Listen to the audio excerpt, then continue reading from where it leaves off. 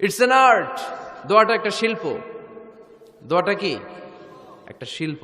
এটাকে রপ্ত করতে জানতে হয়, এটাকে আত্মস্থ করতে জানতে হয়। সব কাজের মধ্যে first class, second class, third class আছে না নাই? কারো দোয়া থার্ড ক্লাস দোয়া, কারোটা সেকেন্ড ক্লাস, কেউ করতে পারে ফার্স্ট ক্লাস দোয়া, ঠিক কিনা? দোয়ার মতো যদি দোয়া করতে পারেন, এটা হচ্ছে ফার্স্ট ক্লাস দোয়া, মুহূর্তে আরশে পৌঁছে যায়। এটাকে রপ্ত করতে হয়, এটার মধ্যে আবেগ জুড়ে দিতে হয়। অনেকে দোয়া করে আবেগ নাই, আছে না নাই? জুমার দিন দেখবেন নামাজ পড়ে ইমাম সাহেব দোয়া করতেছে, অনেক মুসল্লি দোয়াও করতেছে, ওদিকে তাকায় আছে, হাত কিন্তু এইভাবে, আর তাকায় আছে জানালার দিকে। ও কি দোয়া করতেছে? কথা বলেন, আছে না নাই? এই জন্য দোয়াটা করবেন কায় মনোবাক্যে, খুব আন্তরিকতা দিয়ে, হৃদয় থেকে। আপনার চোখের পানি যেন ঝরে। চোখের পানি যদি কোনো দোয়ার মধ্যে পড়ে, আপনি বুঝে যাবেন এই দোয়া আল্লাহর কাছে কবুল। চোখের পানি এত দাম। 2 ফোঁটা পানি আল্লাহর কাছে সবচাইতে প্রিয়। এক হচ্ছে জেহাদের ময়দানে শহীদের শরীর বেয়ে ঝরে পড়া রক্তের পানির ফোঁটা। দ্বিতীয়টা হলো অনুতপ্ত বান্দার চোখের পানির ফোঁটা। নিজের ভুলগুলো বুঝতে পেরে কেউ যখন কান্না করে আল্লাহর কাছে কাঁদে, তার চোখের পানি চোখ বেয়ে নাকের ডগা বেয়ে মাটিতে পড়ার আগেই ওই ক্রন্দনরত বান্দার জীবনের সব গুণ আল্লাহ মাফ করে দেয়। এজন্য কান্নার কোনো বিকল্প নাই, কাঁদতে হবে, কাঁদলেই ক্ষমা পাওয়া যাবে। তাহলে দোয়া হচ্ছে একটা আর্ট, আমরা বুঝলাম। ইটস অ্যান আর্ট, এটা শিল্প। এটাকে আত্মস্থ করতে জানতে হয়। কেমন করে এই দোয়াটা করলে দোয়া কবুল হয়? মানুষের তাকদীরের কোনো চেঞ্জ হয় না। আর তাকদীরু লা ইয়ারুদ, তাকদীরের কোনো চেঞ্জ হয়? মহাবিশ্ব সৃষ্টির 50,000 বছর আগে আমাদের তকদীর লিখে রেখেছে কে? এই তাকদীরের কোনো চেঞ্জ নাই। এজন্য আমরা বলি খাইরিহি ওয়াল কদর খাইরিহি ওয়া শাররিহি মিনাল্লাহি তাআলা। এই তাকদীরের ভালো হোক চাই মন্দ হোক, সব লিখে রেখেছে কে? এটার কোনো চেঞ্জ নাই, এটার কোনো সাধারণত রদবদল নাই, এটার কোনো পরিবর্তন নাই। আত-তাকদীরু লা ইয়ারুদ্দু ইল্লা বিদ-দুআ। আল্লাহর হাবিব বললেন, মানুষের তাকদীরের কোনো পরিবর্তন হয় না, চেঞ্জ হয় না। তবে তাকদীরের কিছু অংশ যদি কখনো চেঞ্জ হয়ে যায়, দোয়ার বদৌলতে আল্লাহ এটাকে চেঞ্জ করে দেয়। কি পাওয়ার দেখছেন? তকদীরও চেঞ্জ করে ফেলে দোয়া, তাকদীর চেঞ্জ হয়ে যায়। আমরা প্রায় শুনি মুমূর্ষু রোগী, ক্যান্সারে আক্রান্ত, বাংলাদেশের সবচেয়ে বড় ডাক্তার ঘোষণা দিয়েছে বাঁচবে না, বেশি বাঁচলে 3 মাস। কয় মাস? এরপরেও দেখা গেছে উনি 10 বছর বেঁচে ছিল। এরকম নজির এদেশে আছে না নাই? কিভাবে বাঁচলো? দোয়ার বদৌলতে। কিসের বদৌলতে? তো এটা যে অনেক গুরুত্বপূর্ণ, এটা কি আপনারা ফিল করেন, টের পান আপনারা? এটা অনেক powerful. It's like a missile. যুদ্ধে যেমনি সেনাবাহিনীরা মিসাইল হামলা করে, মিসাইল হামলা করলে যেমনি মিসাইল লক্ষ্যবস্তুতে যে ভেদ করে, দোয়ার মতো দোয়া করতে জানলে দোয়াটাও লক্ষ্যবস্তু যে স্পর্শ করে। সুবহানাল্লাহ পড়বেন না? আর-দুআউ সিলাহুল মুমিন। দোয়া হচ্ছে মুমিনের অস্ত্র। শুধু AK-47, machine gun, Chinese Corel এগুলো আমাদের অস্ত্র না মিয়া। আমাদের অস্ত্র হলো দোয়া। রাতের তাহাজ্জুদের জায়নামাজে চোখের পানি ছাড়ার যে দোয়া, এটা আমাদের সবচেয়ে বড় অস্ত্র। চিল্লায় বলতে হবে, ঠিক কি না? এর চেয়ে দামি অস্ত্র আমাদের নাই। এটাই মুমিনের সবচাইতে বড় হাতিয়ার। দুনিয়ার সব কিছুর খেলা যেইখানে শেষ, সব কিছুর কারিশমা যেইখানে শেষ, ওইখান থেকে দোয়ার কারিশমা শুরু হয়ে যায়।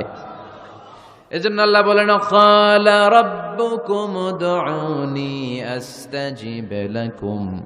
ও আমার গোলাম, তুমি আমারে ডাকো, আমার কাছে প্রার্থনা করো, আমার কাছে হাত তুলে চাও, চাওয়ার মতো চাইলে সব আমি দিয়ে দেব। আবার আল্লাহ বললেন, ওয়া ইযা সাআলাকা ইবাদি আন্নী ফাইন্নী করিব উজিবু দাওয়াতাদ দাঈ ইযা দাআন ফালিয়াস্তাজিবু লি ওয়ালিউমিনু বি লাআল্লাহুম ইয়ারশুদুন। ও নবী, আমার বান্দারা যখন বলে আমি কোথায়, আপনি বলে দেন আমি একেবারে কাছে। আল্লাহ কি কাছে না দূরে? সবাই বলেন, কাছে না দূরে? ইযা সাআলাকা ইবাদি আন্নী ফাইন্নী করিব উজিবু দাওয়াতাদ দাঈ ইযা দাআন। ডাকতে দেরি, আমি ডাকে সাড়া দিতে দেরি হয় না। আপনি জীবনে যত দোয়া করবেন সব কবুল করে কে? কারণ আল্লাহর দরবারে না নাই, আছে শুধু হ্যাঁ। আল্লাহর দরবারে কি নাই? কি আছে?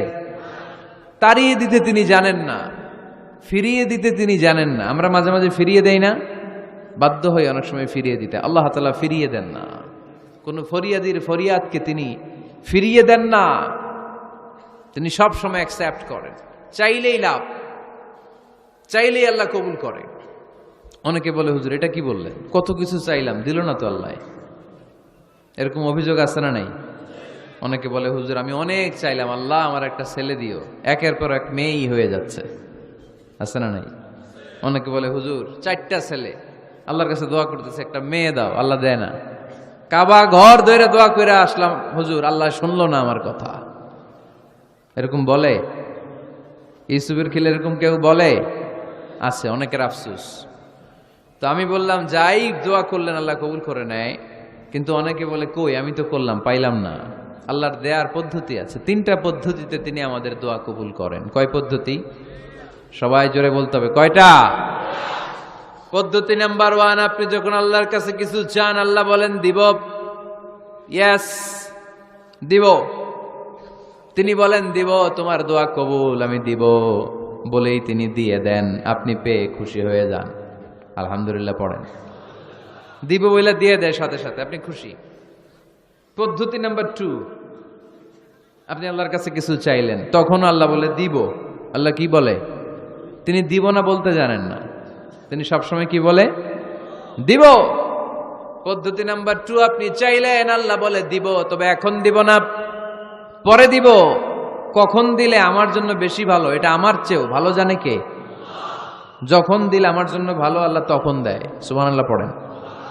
পদ্ধতি নাম্বার 3, আমরা চাইলাম, তখন আল্লাহ বলে দিব দিব দিব, না বলেন না চিনি, দিব তবে এখনো দিব না, পরেও দিব না, এটা তোমার জন্য কিয়ামতের ময়দানে আমি রেখে দিব।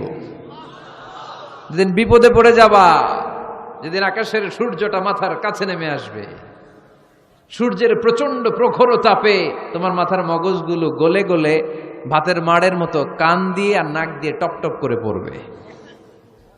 তৃষ্ণায় ক্ষুধায় পেরেশানিতে জিহ্বাটা বের হয়ে কুকুরের মতো নাভি স্থল পর্যন্ত ঝুলতে থাকবে।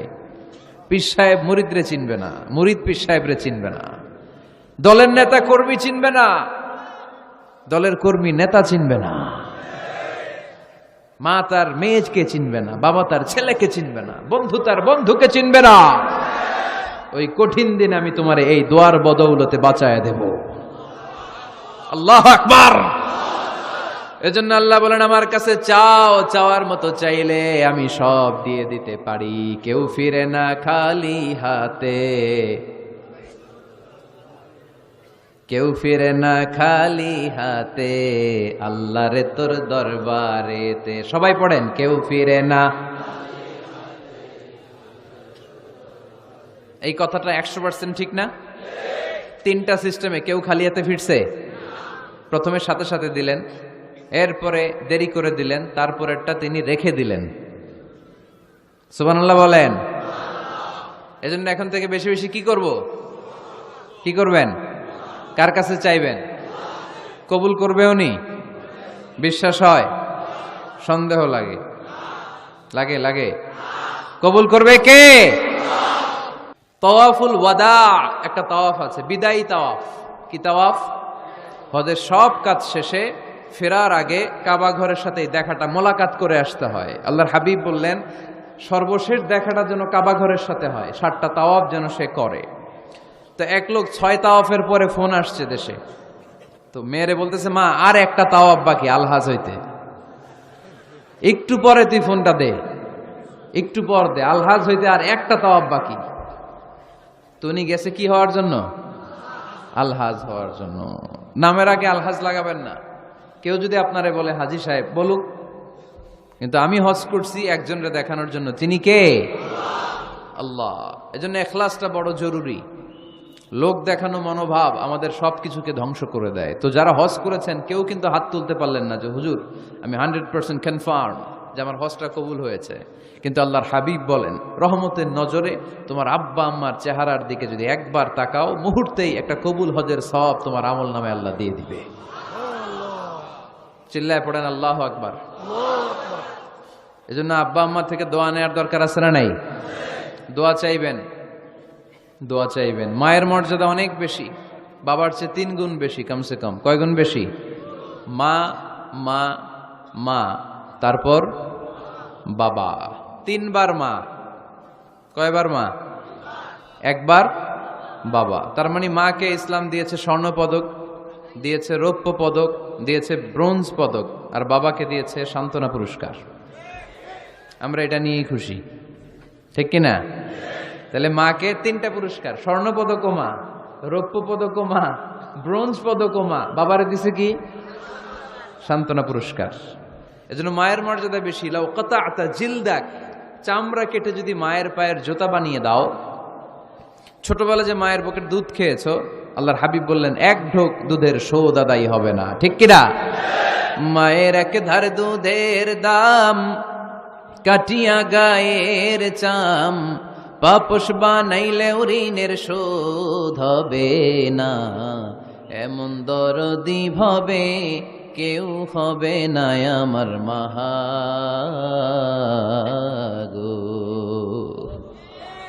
আহা, যাদের মা নাই তারা জানে মা না থাকার কি জ্বালা। যাদের বাবা নাই তারা জানে বাবা না থাকার কি জ্বালা। এখন ঘরে ঝগড়া করেন, এখন ভাল লাগে না আব্বা আম্মারে, এখন আব্বা এই ভুল ধরে, আম্মা এইটা বলে, এখন অনেক অসহ্য লাগে। তো যেদিন চলে যাবে ওই দিন বুঝতে পারবেন মাথার উপর থেকে ছাতাটা নাই হয়ে গেছে, বটবৃক্ষটা চলে গিয়েছে, আর উপদেশ দেওয়ার মতো কেউ নাই, কাছে আগলে রাখার মতো কেউ নাই। এজন্য আব্বা আম্মা থাকতে আমরা যেন আব্বা আম্মার কাছ থেকে দোয়া চাই। আব্বা আম্মার দোয়া কোনোদিন আল্লাহ তাআলা ফিরিয়ে দেয়। অনুরূপভাবে মুসাফিরের দোয়া আল্লাহ ফিরিয়ে দেয় না। সফরে বেরোলেই দোয়া করবেন, পারবেন? মনে থাকবে? এখান থেকে ঢাকা যান না আপনারা? আনতা মুসাফির, এখান থেকে ঢাকা গেলে আপনি মুসাফির, দোয়া করা শুরু করে দিবেন। যদি জুলুমের শিকার হন, মাজলুম, ইত্তাকু দাওয়াতাল মাজলুম, আল্লাহর হাবিব সাল্লাল্লাহু আলাইহি ওয়াসাল্লাম বললেন মজলুমের বদদোয়াকে ভয় করো, কেননা মজলুমের বদদোয়া আর আল্লাহর আরশের মাঝখানে আল্লাহ কোনো পর্দা রাখে না। দোয়া করতে দেরি, এই দোয়া কবুল করে নেয় কে? মজলুমের দোয়া আল্লাহ তাআলা কবুল করে। এজন্য আব্বা আম্মার কাছ থেকে যেন আমরা বেশি বেশি দোয়া নিতে পারি। আল্লাহ তুমি তৌফিক দাও। দোয়া চাওয়াও সুন্নাহ, দোয়া করাও সুন্নাহ। বুঝতে পেরেছেন? দোয়া নিজের জন্যও করবেন, অন্যের জন্যও করবেন। রাজি আছেন তো? অনেকে বলে হুজুর আমার দোয়া আমি করব, আমি আরেকজনের জন্য করব কেন? ওনারটা উনি করুক, আমারটা আমি করি, এরকম কথা আছে না নাই? না, অন্যের জন্য দোয়া করবেন, এতে লাভ আছে। আপনি যখন কারোর জন্য দোয়া করেন, ফেরেশতারা আল্লাহর কাছে দোয়া করতে থাকে, আল্লাহ যেই দোয়া সে তার ভাইয়ের জন্য করলো, আগে দোয়াটা তার নিজের জন্য কবুল করে দাও। মা মিন মুসলিম ইয়াদউ লিআখিহিল মুসলিম বিযাহরিল গায়ব ইল্লা ক্বালাল মালাক ওয়ালাকা বিমিসলিন। ফেরেশতারা বলে ওয়ালাকা বিমিসলিন, আপনি দোয়া করলেন আল্লাহ আমার এই ভাইটার টাকা পয়সা নাই, তুমি তারে ধনী বানায় দাও। ফেরেশতারা তখন বলে ওয়ালাকা বিমিসলিন, মানে আল্লাহ যিনি দোয়া করতেছে আগে তারে ধনী বানিয়ে দাও। সুবহানাল্লাহ কইতে পারলেন না? আরো জোরে বলেন সুবহানাল্লাহ। একখানা ডর করি কও বাজি সুবহানাল্লাহ। এবার বেড়ে গেছে আওয়াজ। একখানা ডর করি হও না বাজি, ডর করি কইতে হবে বড় বড় করে। আপনার ভাই অসুস্থ, আপনি দোয়া করলেন আল্লাহ আমার ভাইটা অসুস্থ, তারে তুমি সুস্থ করে দাও। ফেরেশতারা বলে ওয়ালাকা বিমিসলিন, মানে আল্লাহ যিনি দোয়া করতেছে তার কোনো রোগ বালাই থাকলে আগে তারে সুস্থ করে দাও। তো এজন্য অন্যের জন্য দোয়ার দরকার আছে না নাই? আল্লাহর হাবিব সাল্লাল্লাহু আলাইহি ওয়াসাল্লাম বললেন দোয়া মুখুল ইবাদা, দোয়া হচ্ছে ইবাদতের নির্যাস। নামাজ পড়লেন, রোজা রাখলেন, যাকাত দিলেন, কিন্তু দোয়া করলেন না, আপনি মিস করলেন, ঠিক কি না? আরেক বর্ণনায় এসেছে আদ-দুআউ হুয়াল ইবাদা, দোয়াটাই নাকি ইবাদত। দোয়া যে করতেছেন এটাই ইবাদত। আওয়াজ করে পড়তে হবে আল্লাহু আকবার। এজন্য প্রতিটা সালাতে যখন আমরা নামাজে দাঁড়াই, যখন মুসল্লায় দাঁড়াই, আমরা যখন সূরাতুল ফাতিহা পড়ি, এর মধ্যে আল্লাহ একটা দোয়া শিখিয়েছেন, পড়েন ইহদিনাস সিরাতাল মুস্তাকিম। ইহদিনাস সিরাতাল মুস্তাকিম, O Allah show us the right path, show us the correct path. আল্লাহ আমাদেরকে সহজ সরল সোজা পথ দেখান। আল্লাহর হাবিব সাল্লাল্লাহু আলাইহি ওয়াসাল্লাম একবার খেজুর গাছের ডাল দিয়ে মরুভূমিতে একটা টান মারলেন, সোজা একটা টান, আর ডানে বায়ে অনেকগুলো দাগ কাটলেন। আল্লাহর হাবিব বললেন, ডানের ছোট ছোট রাস্তাগুলো শয়তানের রাস্তা, ওরা হাতছানি দেয়, আসো নাচের অনুষ্ঠানে আসো, গানের অনুষ্ঠানে আসো, মদের আড্ডাখানায় আসো, জুয়া খেলাতে আসো, ওইদিকে যাওয়া যাবে না। মুমিনের রাস্তাটা সোজা, এটা সিরাতুল মুস্তাকিম। এই রাস্তায় যদি একবার উঠে যান, ডানে বায়ে কোনো মোড় নাই, খালি চলবে, খালি চলবে, ইউটার্ন নাই, কোনো চৌমুহনী নাই।